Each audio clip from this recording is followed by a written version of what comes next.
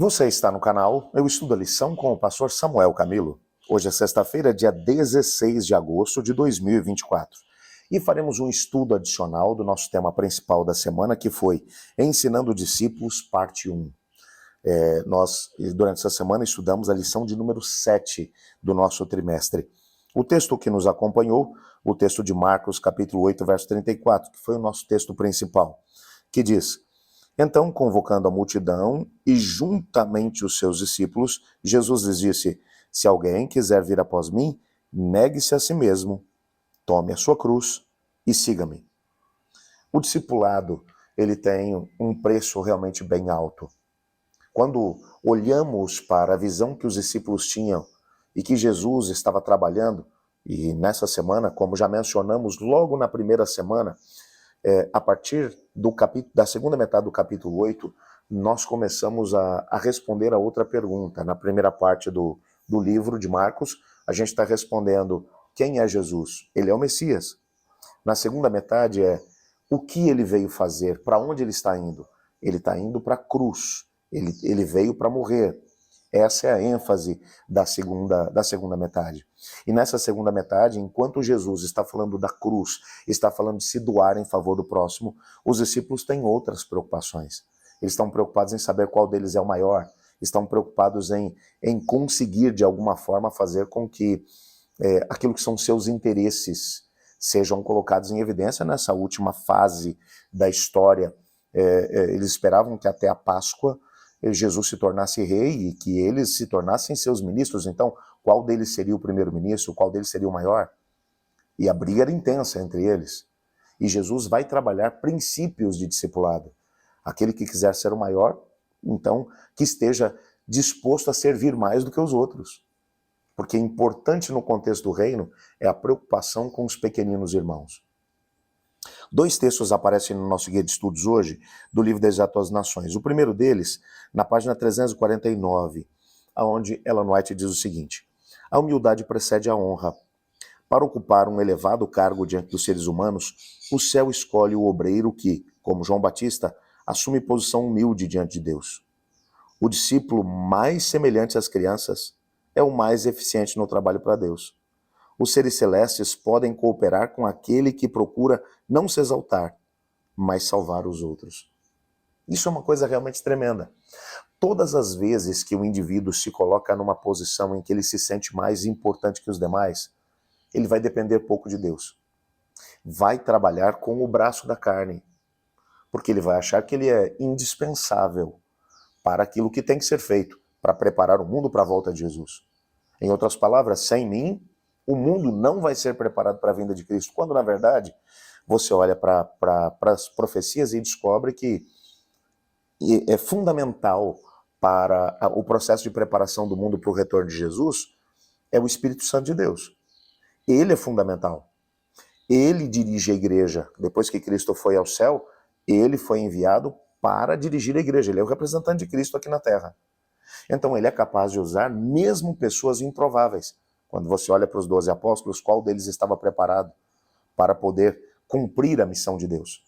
É tanto que quando Jesus dá a sua grande comissão, Mateus capítulo 28 vai mostrar isso, os discípulos se sentem completamente perdidos. Atos capítulo 1 vai mostrar isso. Eles não têm ideia de como cumprir a missão. Por isso, quando eles entendem a grandiosidade do chamado de Deus e como eles estão despreparados para poder cumprir a missão, eles vão para o cenáculo e gastam 10 dias em oração, em busca, em clamor, entendendo que a menos que o céu os capacite e os dirija, eles não têm possibilidade de poder alcançar aquilo que Deus sonhou para eles. Por isso o texto vai deixar bem claro para a gente que quanto mais humilde for o indivíduo, quanto mais o indivíduo entender que ele não pode nada, mas que Deus pode tudo, mais Deus pode usá-lo para coisas grandes. O outro texto, também do livro Deserto às Nações, na página 353, Ellen White diz: em tudo que tivermos vantagem sobre os outros, seja na educação, na cultura, nobreza de caráter, princípios cristãos ou experiência religiosa, estamos em dívida para com os menos favorecidos. E naquilo que estiver ao nosso alcance, devemos ajudá-los. Se somos fortes, devemos sustentar as mãos dos fracos. Anjos de glória que contemplam continuamente o rosto do Pai no céu, alegram-se em servir aos seus pequeninos. Aqueles que possuem muitos defeitos de caráter estão especialmente sobre a guarda deles.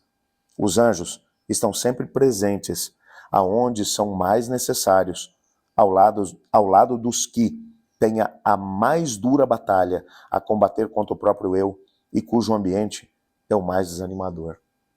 Eu não sei se você compreendeu esse texto, mas esse texto vai deixar claro para a gente que os anjos do Senhor dedicam mais tempo para ajudar aqueles que são mais desfavorecidos, aqueles que têm mais dificuldade com defeitos de caráter, com ambientes hostis, com ambientes onde são mais expostos à tentação, do que com aqueles que não vivem assim.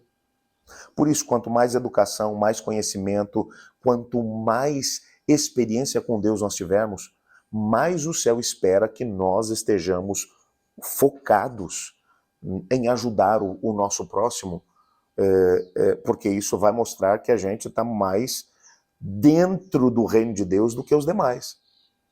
É nesse sentido que a Bíblia vai demonstrar que aquele que almeja servir, que almeja uma posição de liderança, que almeja uma posição no reino, ele tem maior responsabilidade de servir os outros.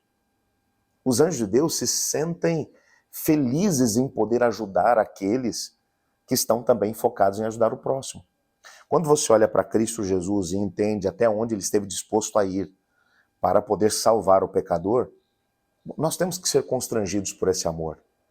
Nós temos que ser também motivados a trabalhar pelos mais pequeninos, pelos que mais sofrem, pelos que estão mais assaltados por tentações e provas.